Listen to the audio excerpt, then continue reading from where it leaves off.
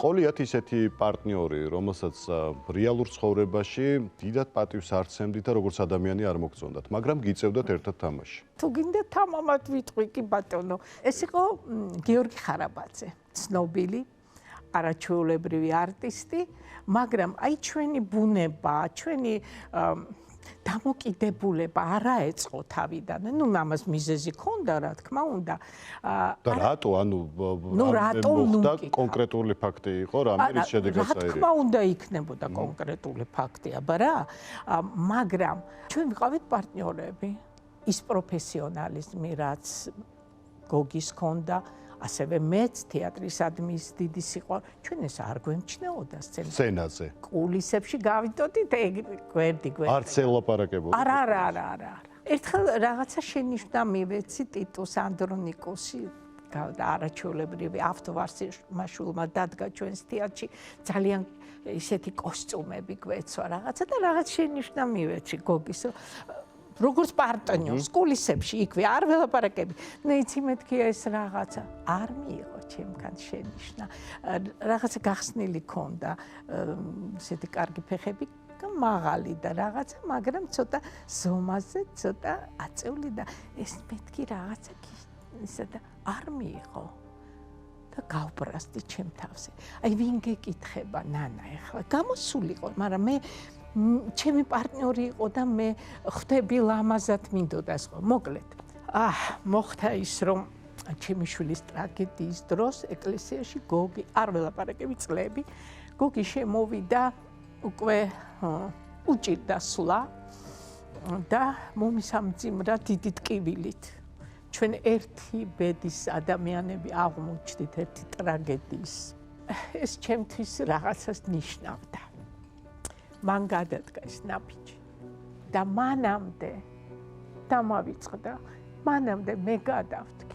იყავით მისული? არა, მე გადავდგი მანამდე და საპასუხო იყო გოგის მოსვლა ეკლესიაში. ჩემთან და ორივე ეკლესიასთან არის დამოკიდებული ხვდებით, ეს არ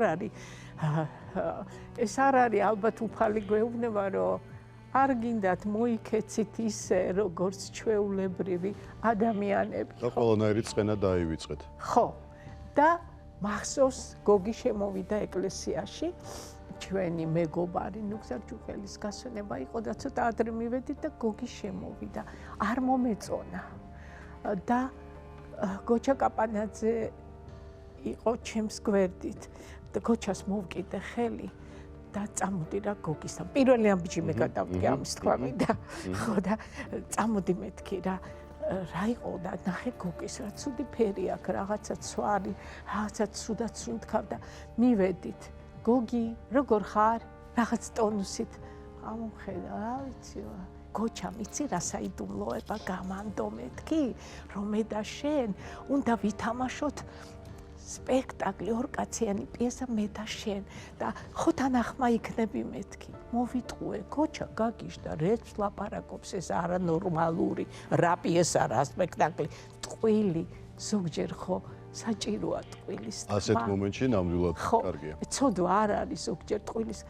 გოგი, აი ცუდად მყოფმა, ისე ამომხედა, გოჩასაც ისე შეხედა.